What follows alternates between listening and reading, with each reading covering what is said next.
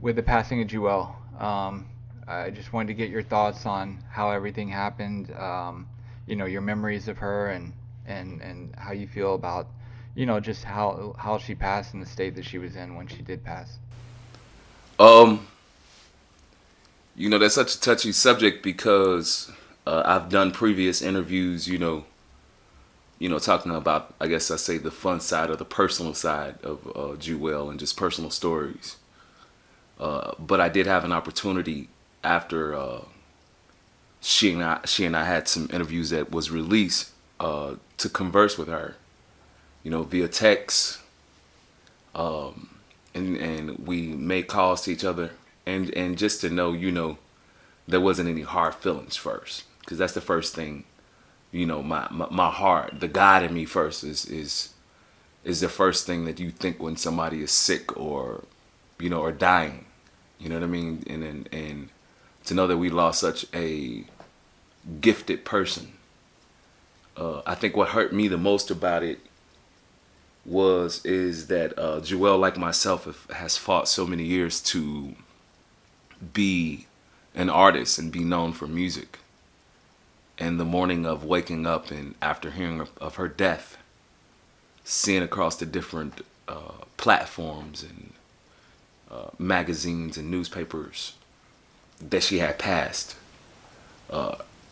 to me, her finally getting that opportunity to, be in the headlines. But such a sad song, such a sad story, so to say, that it's in the passing of her. It's so sad, man. Beautiful soul, man. Like, Jewell was funny as hell. Funny character, real, say anything. And she was one of the first artists to welcome me into Death Row.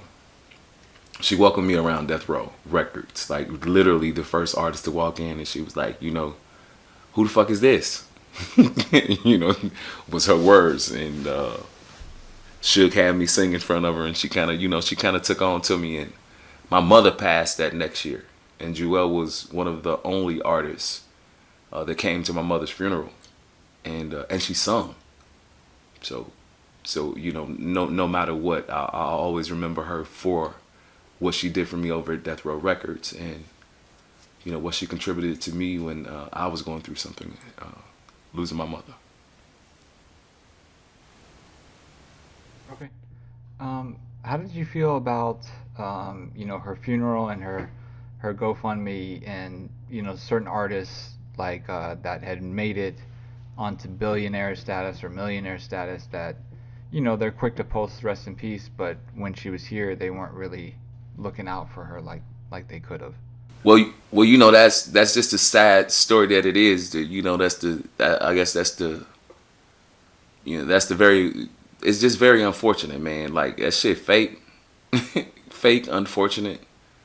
You know what I mean? Like, at any point that Jewell has been fighting, like myself, and always rallying. Even when I spoke to Jewell, she really didn't even know the money to even fight for. That's what she was in the music business. Like, she knew that she was owed some money, but she and I was discussing, just easy organizations for her to get small money from. And she was like, yeah, well, I heard this and I didn't know, so there was a lot of things on the business side that, that she missed that I just, it would have been ahead of the game. But just to have some guys that everybody she was connected to, that she sang on a record, it's not fair for her to have a GoFundMe to be the sparing thing to make sure that her kids, grandkids, or make sure even her service. Like, I couldn't get to her service because of previous obligations, and but people that in the position of the people that come up around her, the Dr. Dre's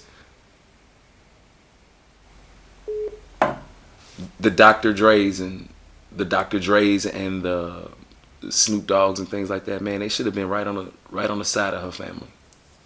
But everybody gonna say I'm judging, but I think that's the human thing to do. Okay. kind of getting into the beginning of your story, can you tell me how you signed with Shorty and then eventually with Death Row Records? I was with Shorty Capone. I was uh, moving about with two of my cousins that was a part of a group called Crucial Conflict. And they wasn't really cousins. They was just some guys that I grew up with in the neighborhood. And we, our families, we grew up with each other, and we considered ourselves family. We eventually went over to Shorty Capone that had the label Raw Dope, and we started shopping a deal. And we went to California. I was there to meet with Motown. Motown, that was Motown, Scotty Brothers, and a label that the Whispers had.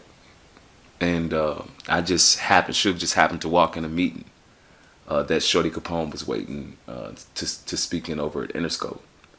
And he told him that he was taking me over to somewhere, and he was like, "Man, shit, bust something." He thought that I rap. And when I sang something, he called his other guy in, and I later found out that that was Jimmy Iovine, and Shorty Capone took me out there, and we decided to sign a Death Row Records.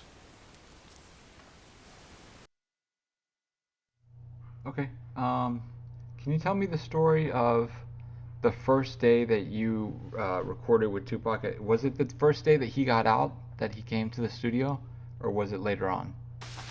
I guess that's kind of hard to say. I do know the first day that he came out of jail, it was more. He was at the studio. I don't think the album was.